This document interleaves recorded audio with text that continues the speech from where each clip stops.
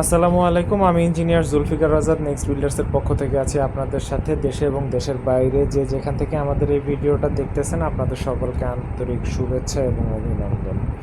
আমরা খুব রিসেন্টলি দেশের বাইরে আমাদের একটা ক্লায়েন্টের প্রজেক্ট হ্যান্ডওভার দিয়েছি।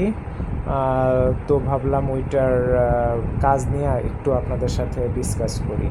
আমাদের ক্লায়েন্টের জায়গা ছিল অনেক বড়, বাট উনি চাচ্ছিল যে খুব ছোট পরিসরে তাকে একটা হাউস ডিজাইন করে দিই, বিকজ হচ্ছে উনি খুব একটা থাকেন না ওখানে। তো ওনার রিকোয়ারমেন্ট ছিল 3 বেডরুমের একটা বাসা, এবং আমাদের বাসাটার জন্য ল্যান্ড উনি ডিসাইড করে দিয়েছিল 800 স্কোয়ার ফিট, 800 স্কোয়ার ফিট।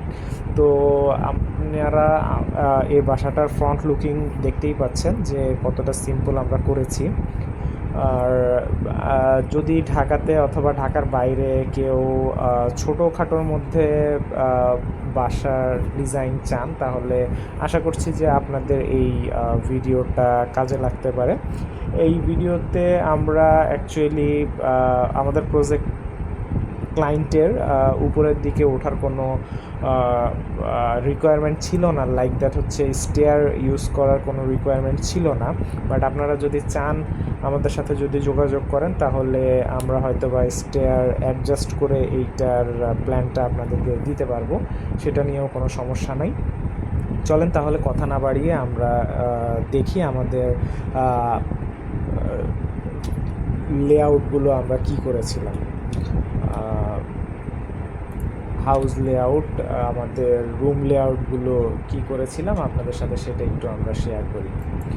আমরা প্রথমেই বলেছিলাম যে আমরা টোটাল এখানে স্কোয়ার ফিট পেয়েছিলাম 759 স্কোয়ার ফিট। আমরা লেন্থে করেছিলাম 33 ফিট, অ্যান্ড পাশে করেছিলাম 23 feet. So total 759 square feet আমরা ল্যান্ড এখানে তার ইউজ করেছি। তো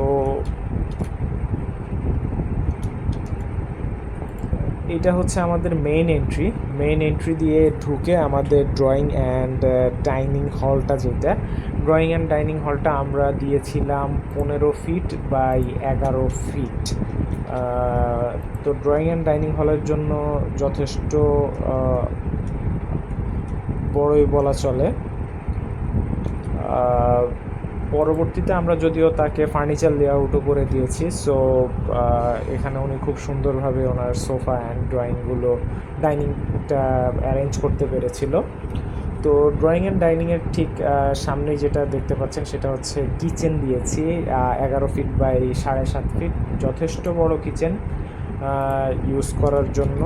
অ্যান্ড কিচেনের পাশে যেটা আছে সেটা হচ্ছে আমাদের common toilet 7.5 feet by 4 feet, 9 ইঞ্চির কমন টয়লেট দিয়েছিলাম আমরা তাকে।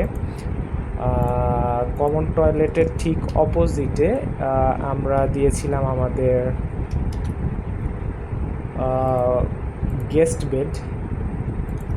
গেস্ট বেডটা আমরা তাকে দিয়েছিলাম 10 feet by 9 feet, 10 inch.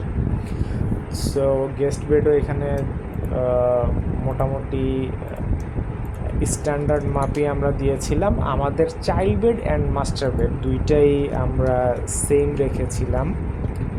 So child bed and master bed আমরা দিয়েছিলাম 10 ফিট 10 বাই 10 ফিট 4।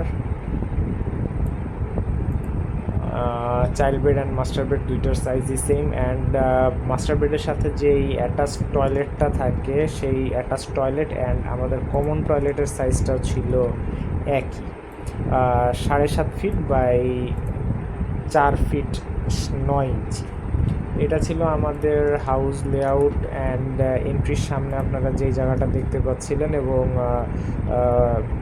এক্সটেরিয়র ভিউতেও আপনারা ওটাই দেখেছিলেন যে ওখানে একটা পোর্টস ইউজ করা হয়েছিল।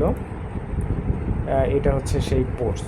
তো আপনাদের সুবিধার্থে বলে রাখছি, এটার ভিতরে আমরা টোটাল 12টা কলাম ইউজ করেছি। অ্যান্ড আজকের পার্সপেক্টিভে বাংলাদেশে আজকে হচ্ছে 16 আগস্ট 2024। রড এবং সিমেন্টের যেই দাম, সেই দাম অনুযায়ী যদি এই প্রজেক্টটা আপনারা করতে যান তাহলে আপনাদের 12 থেকে 14 লক্ষ টাকার মতো খরচ হতে পারে। এইটা ল্যান্ড ডেভেলপমেন্ট অ্যান্ড ইন্টেরিয়র ছাড়া আমি বলছি, জাস্ট ইনফ্রাস্ট্রাকচার টোটাল কস্টটা আপনাদের এইটা লাগতে পারে। সো আপনারা বুঝে গিয়েছেন যে খুব অল্প জায়গার ভিতরে আমরা যেটা করতে চেয়েছি।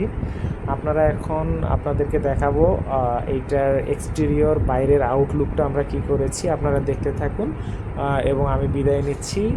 দেখা হবে অন্য কোনো ভিডিওতে, সে পর্যন্ত ভালো থাকবেন আশা করছি। খোদা হাফেজ।